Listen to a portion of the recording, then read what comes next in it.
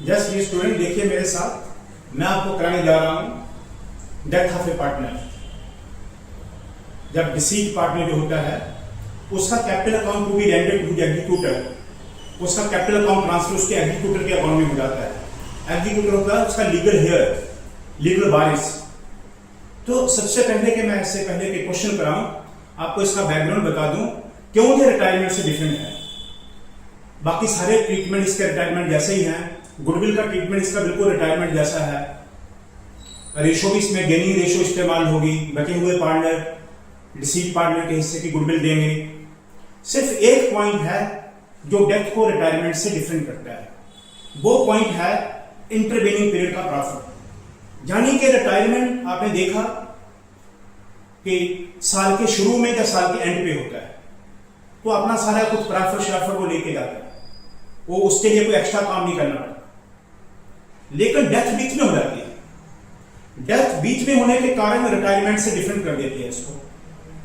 अगर डेथ भी किसी पार्टनर का साल के शुरू में या साल की आखिरी डेट में हो जाए, then there is no difference between the retirement and death.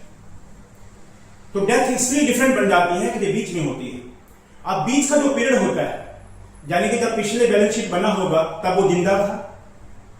अब पिछली बैलेंस शीट से लेकर डेट ऑफ डेथ तक जो गैप है उसको बोलते हैं इंटरवेनिंग पीरियड। वो इंटरवेनिंग पीरियड का प्रॉफिट का हिस्सा भी लेके जाए। बस ये एक एस्पेक्ट है जो उसको डिफरेंट बनाता है रिटायरमेंट से।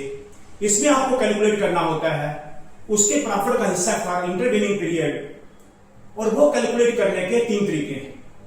या तो उसने दिया होगा कि लास्ट ईयर के प्रॉफिट को बेस बनाएं और उसके हिस्से का इंटरवेनिंग पीरियड का प्रॉफिट दे दें, या वो कहेगा कि पिछले कुछ सालों के प्रॉफिट को एवरेज करें, उसके बेसिस पे उसका हिस्सा दे दें, या वो कहेगा कि पिछले साल की एक्चुअल सेल जब वो जिंदा था और उसका प्रॉफिट आपको दिया हुआ है, आप उस प्रॉफिट की परसेंटेज के बेसिस पे इंटरवेनिंग की पीरियड का जो सेल है उस प्रॉफिट को उस परसेंटेज से कैलकुलेट करें और उसका हिस्सा दे दें। यानी कि 3 तरीके, लास्ट ईयर के प्रॉफिट को बेस बनाएं, एवरेज प्रॉफिट को बेस बनाएं, लास्ट ईयर की सेल और लास्ट ईयर का प्रॉफिट दिया होगा तो आप परसेंटेज निकाल लें, फिर इंटरवेनिंग पीरियड की जो सेल होगी उस परसेंटेज से उसे मल्टीपल करें तो आपका इंटरवेनिंग पीरियड का प्रॉफिट आ जाएगा और उसमें से सी को हिस्सा दे दें, यानी कि जो मर गया है पार्टनर डिसीज उसके हिस्से का उसको शेयर दे दें। 3 तरीके होते हैं। मैंने एक क्वेश्चन ड्राफ्ट करा, उसमें मैंने तीनों ऑप्शन इसमें डाले हैं और पूछा है कि अगर ये वाला ऑप्शन हो तो सी का capital account to be rendered to executor क्या बनेगा, अगर ऑप्शन दूसरा हो तो उसका कैसे एग्जीक्यूटर अकाउंट बनेगा, अगर ऑप्शन तीसरा हो तो उसका क्या अमाउंट आएगा। तो एक ही क्वेश्चन से, एक ही शॉट से मैं आपको डेप्थ लगभग करवा दूंगा, जो सारे एस्पेक्ट उसके आ जाएंगे। देखिए मेरे साथ, this is A B and C were partners. ये उनका रेशियो है, सी डाइड ऑन 1 दिसंबर 2024, यानी कि जिस साल में मरा वो 24-25 है, उसके आगे वो मार्च में खत्म होना था और ये 1 दिसंबर को मर गया। तो अप्रैल 2024 से लेके 1 दिसंबर तक वो कितनी देर जिंदा रहा। इधर देखो, उसका लास्ट ईयर का बैलेंस शीट दिया 31 मार्च 2025, तो लास्ट ईयर के बैलेंस शीट में वो जिंदा था। इस बैलेंस शीट से लेके, इस बैलेंस शीट की डेट से लेके उसकी डेट ऑफ डेथ का गैप देखिए तो 8 महीने, अप्रैल मई जून जुलाई अगस्त सितंबर अक्टूबर नवंबर, 1 दिसंबर को मर गया तो 8 महीने वो जिंदा रहा। तो इंटरवेनिंग इसको बोलते हैं 8 month, this is intervening period. Intervening हो गया पिछली बैलेंस शीट से लेके डेट ऑफ डेथ तक। बस इस पीरियड का प्रॉफिट उसको कैलकुलेट करके उसके हिस्से का देना है। इस कारण से डेथ रिटायरमेंट से डिफरेंट होता है।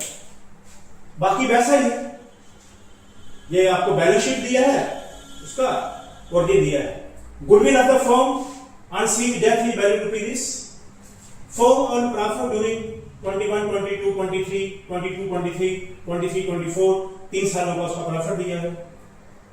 फिर दिया है during 2023-24 firm sold good value ₹4 lakh and earned profit ₹80,000, sale for the intervening period this. तो इस एक क्वेश्चन में आपको तीनों ऑप्शन का जवाब देना है। Prepare seat capital account to be rendered to the executor against each of the following cases. Case 1, His share of profit for the intervening period to be calculated on the basis of last year profit, on the basis of the profit of the last year.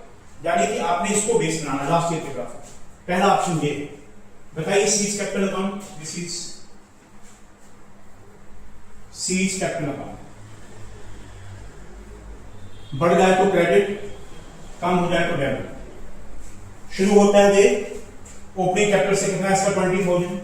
देखिए by balance बढ़ा दो, उसका capital 20,000 और उसको क्या मिलेगा, reserve का हिस्सा मिलेगा. रिजर्व 40,000 और उसका हिस्सा क्या है 2/8 बाई जनरल दिया. रिजर्व 40,000 इंटू 2/8 85 जैसे 10,000. इधर आए तो गुडविल और प्रॉफिट एंड लॉस दोनों लॉस है, उसके कैपिटल को कम करेंगे जैसे रिटायरमेंट में करते थे. टू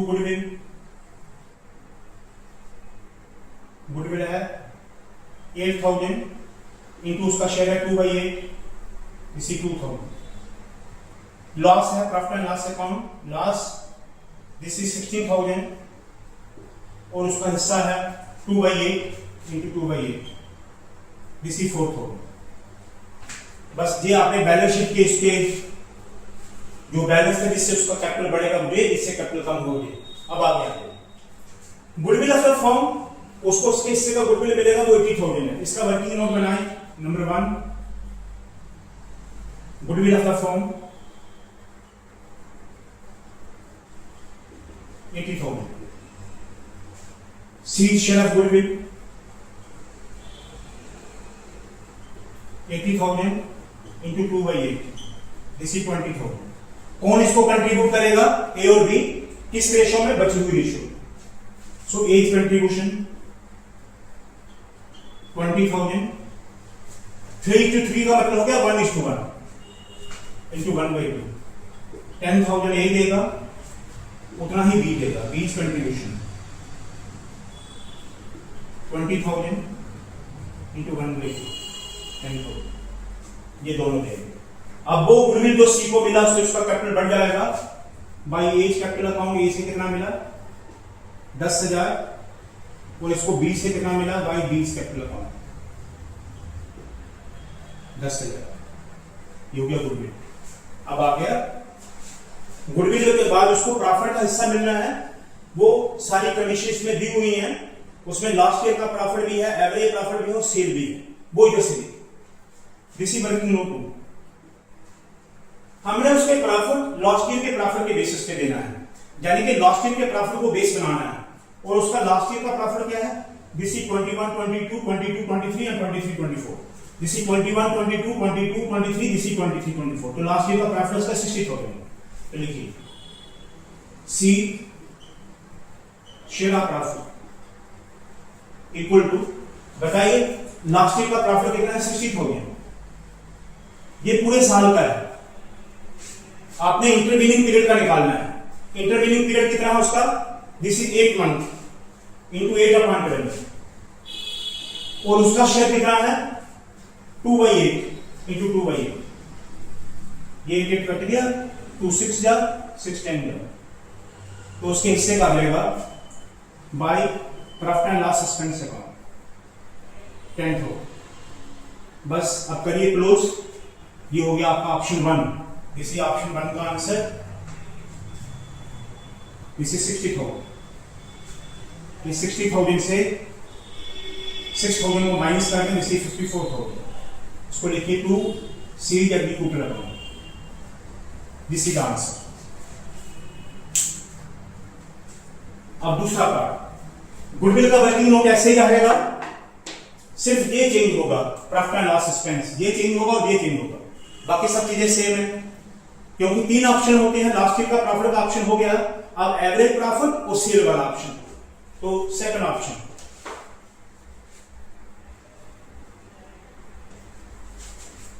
गुडविल का वर्किंग नोट वही रहेगा, जब प्रॉफिट वाला ऑप्शन चेंज हो जाएगा.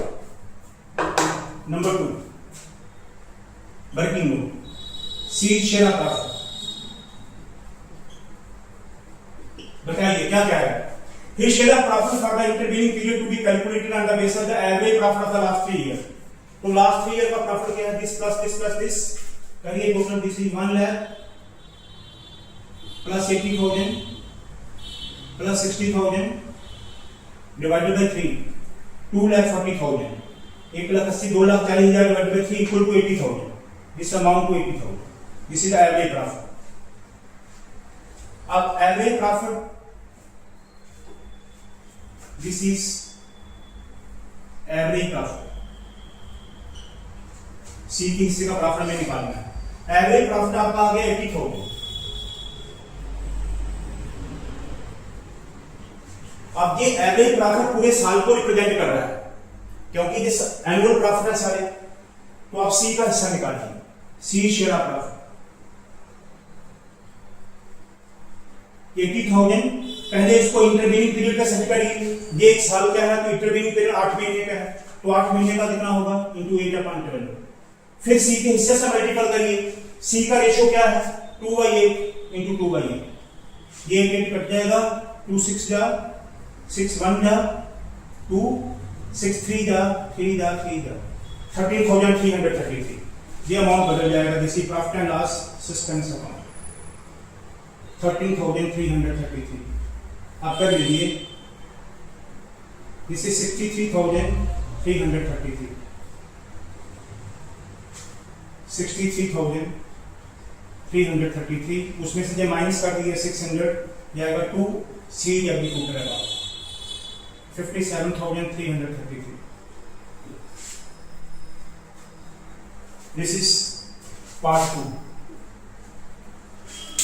अब पार्ट 1 में आपने लास्ट ईयर के प्रॉफिट को बेस बनाया, पार्ट 2 में आपने एवरेज प्रॉफिट को बेस बनाया, वो 1 साल का बन गया, फिर इंटरवीनिंग रेशियो से मल्टीपल करा, इंटरवीनिंग पीरियड कितना है 8 महीने 8/12, फिर सी की रेशियो से मल्टीपल करा। अब है सेल को बेस बनाना है, फिर share of profit for the intervening period to be calculated on the basis of the profit and turnover.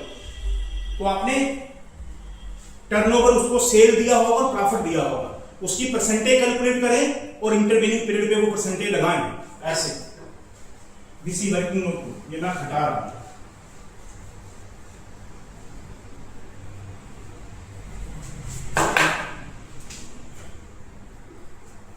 This is C working note 2, C share of profit. बताइए last year cell,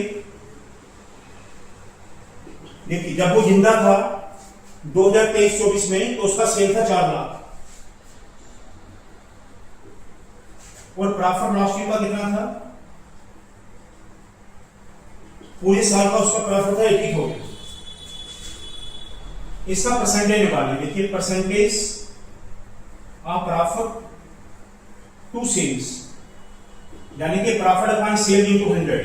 जैसे आपके 10 में से 2 marks आए तो 2/10 into 100, ऐसे 4 लाख में 4 लाख का प्रॉफिट 80,000 है, तो profit upon net cell into 100, इसी 80,000 अपॉन 4 लाख इंटू 100, 8 5 जा 520 जा, इसी 20%। ये लास्ट ईयर का एक्चुअल प्रॉफिट 20% है। अब जिस पीरियड में वो मरा है, देखिए sale for the intervening period, यानी कि 1 अप्रैल, ये बैलेंस शीट है 31 मार्च 2024 का, 1 अप्रैल 2024 से लेके 1 दिसंबर 2024 तक 8 महीनों का ये सेल है इंटरवीनिंग पीरियड का। अब इस सेल पे प्रॉफिट कितना होगा, लिखेंगे sales profit for intervening period